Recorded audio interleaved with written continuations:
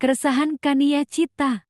Ibuku tuh selalu ngajarin kalau misalnya dia marah nih misalnya. Iya. Nah terus aku minta maaf, dia suruh aku jelasin. Ya, kenapa kamu minta Kamu maaf? minta maaf kenapa? Salah di mana? Tahu nggak salah di mana? Kayak gitu. Jadi aku udah biasa dari kecil kalau aku minta maaf tuh ya karena salahnya ini, koreksinya di mana, gimana supaya nggak terjadi lagi gitu. Luar biasa. Nah jadi aku biasa cerewet panjang lebar di line post kan.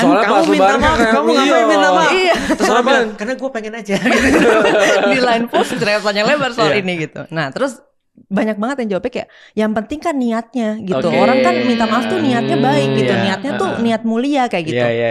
Terus aku jadi mikir, oh ada lagi nih ternyata nilai lain yang aku juga gak kenal nilai ini nih. Ya itu tadi yang penting niat. Ibuku gak pernah ngajarin niatnya apa. Ibuku tuh selalu kayak ini kenapa kayak gini hasilnya gitu. Jadi aku selalu jadi gini.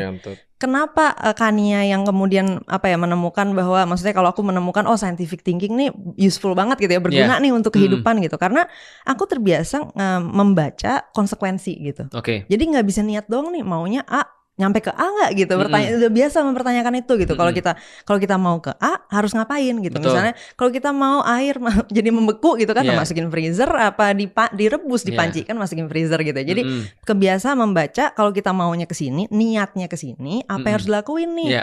Nah kalau yang kita lakuin ini ternyata malah bukan ke sini, malah sebaliknya, itu aku akan tanggung jawab. Oh berarti saya salah baca petanya nih gitu. Berarti akannya salah nih baca rantai konsekuensinya kayak gitu.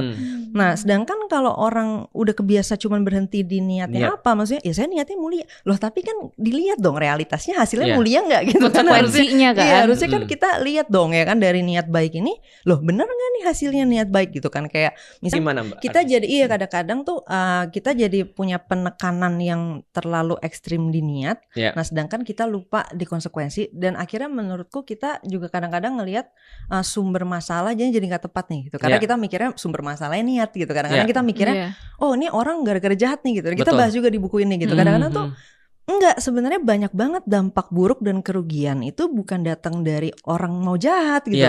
Ya kayak tadi misalnya kita nggak ada niat buruk nih ke anak atau ke cucu atau ke sepupu apa, tapi nasihat kita nih kita nggak lihat konsekuensinya apa secara di faktanya benerannya kayak gimana.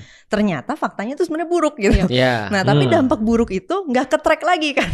Karena kita cuma berhentinya di niat tadi gitu. Jadi kadang-kadang aku ngelihat kita tuh kurang aware dengan masalah kesalahan dalam melihat konsekuensi dibandingkan dengan masalah yang datang dari niat jahat gitu.